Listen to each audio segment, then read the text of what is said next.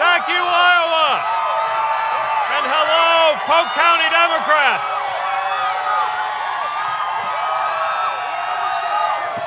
Thank you.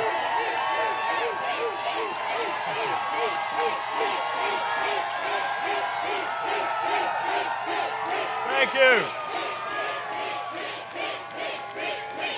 Thank you. Guess I can cross out the part where it says my name is Pete Buttigieg.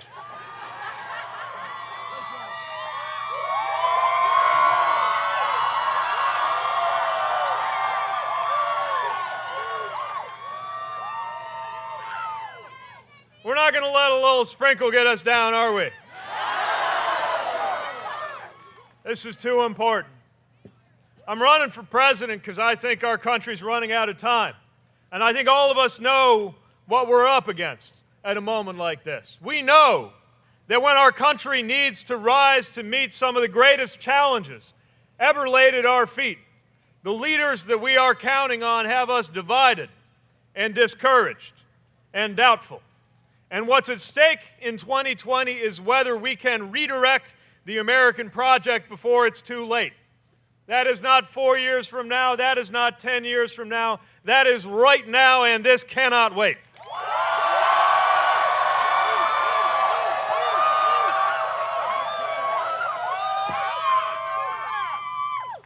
The North Star of my politics is the idea that everyday life comes first. That the only reason politics matters is because all the decisions they make in those big white buildings in Washington flow into our everyday lives, into our workplaces and our paychecks, our living rooms and our marriages. And I know that because I've lived it. People in my life have been saved by Obamacare and killed by the opioid crisis. My family's finances were rescued by Medicare, but pressured by six-figure student debt. The course of my life was altered by the orders that sent me to a foreign war, and my marriage hangs on the balance of a single vote in the United States Supreme Court. And thank you, Iowa, for what you did to help bring America marriage equality.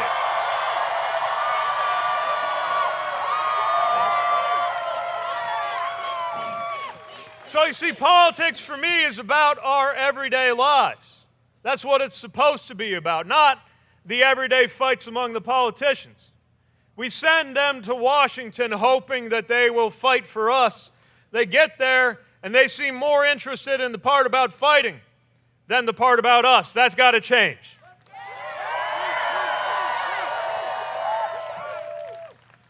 We're being divided around the very values that are supposed to hold us together, especially by those in charge right now. They talk about patriotism. But I say the greatest patriotism is the one that calls on us to speak our mind, not the one that tells those who disagree to go back to where they came from.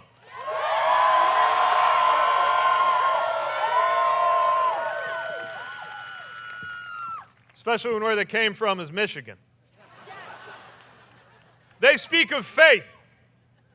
But tell me what faith condones taking money out of a budget for feeding hungry children, or tearing kids out of the arms of their parents. What happened to I was hungry and you fed me? I was a stranger and you welcomed me.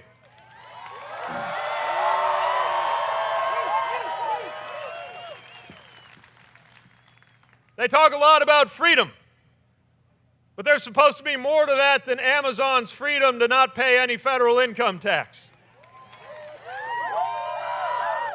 How about the freedom to organize for a good day's pay for a good day's work? How about women's freedom to make their own decisions about their own bodies?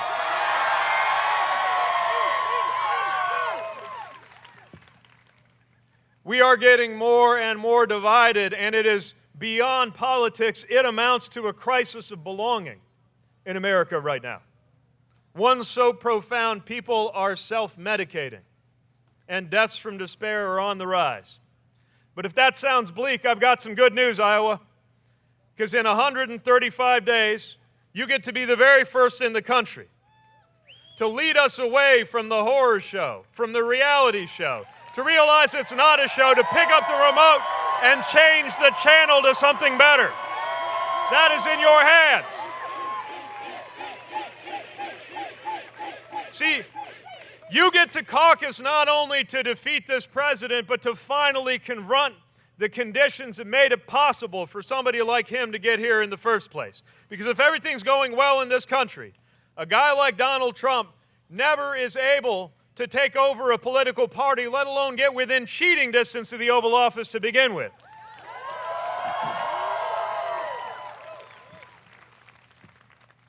And we're not going to be able to replace this president if we think he's just a blip, just an aberration. It's going to take more than that. We want to win and deserve to win. We can't water down our values. And we also can't get so caught up in purity tests that we shut out half the country before we ever get to November. We've got to do this together.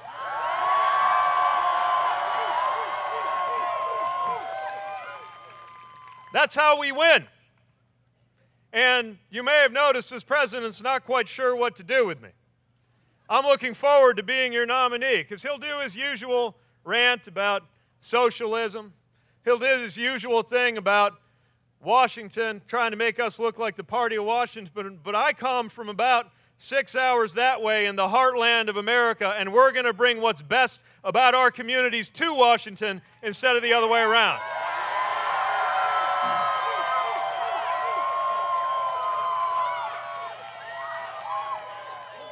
They're going to try to go to that same old playbook. You're going to talk tough, hug the flag, sometimes literally. But I'm looking forward to that debate too. Because when I'm your nominee, this president will have to compete with an American war veteran on the subject of who would make a better commander-in-chief.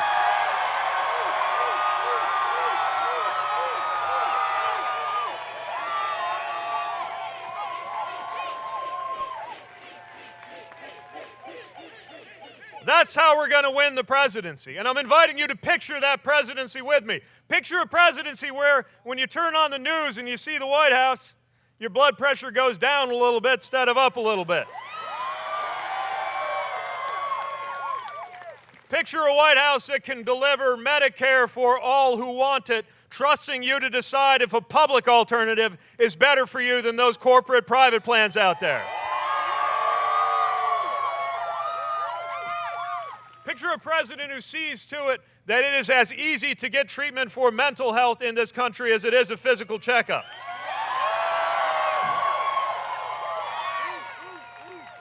Picture a presidency concerned with delivering racial justice and ensuring that everybody has the opportunity to succeed in this country.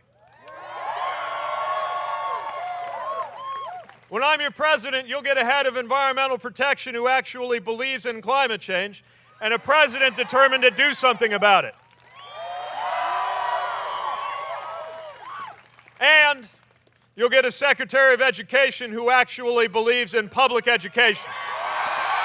Because it's about time.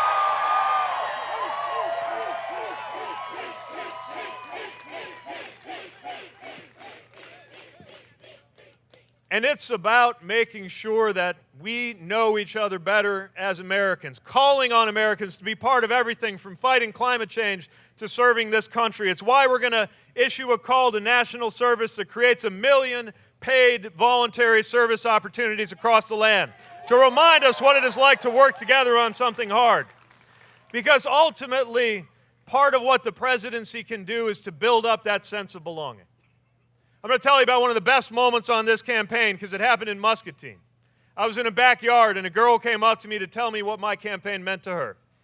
She said, because of your campaign, I feel like I can be myself. I can go to school and talk about what I believe in, and I don't have to be ashamed of who I am. And I thought I knew exactly what she was about to tell me, but I didn't. She said, I don't have to be ashamed just because I have autism. And I thought, now this campaign's getting somewhere.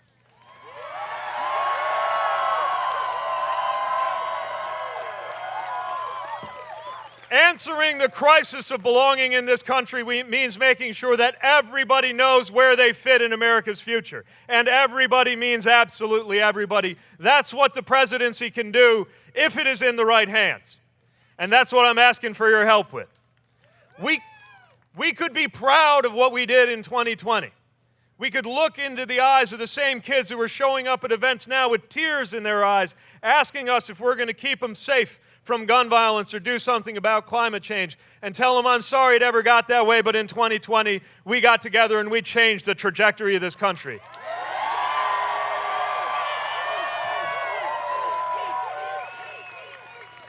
That is my hope for our future. And I know hope went out of style for a little bit in American politics, but are you ready to spread the sense of hope that is required to stay involved in politics and make this country a better place?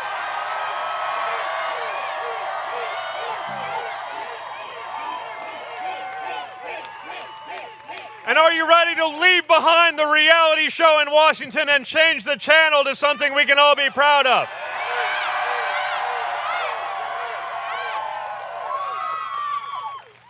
Then I'm asking you to join me in making history, because I believe that with hope in our hearts and fire in our bellies, we can change the trajectory of this nation and be proud of how we did it. Thank you, Iowa, and I will see you on the campaign trail. Thank you. Thank you. Thank you.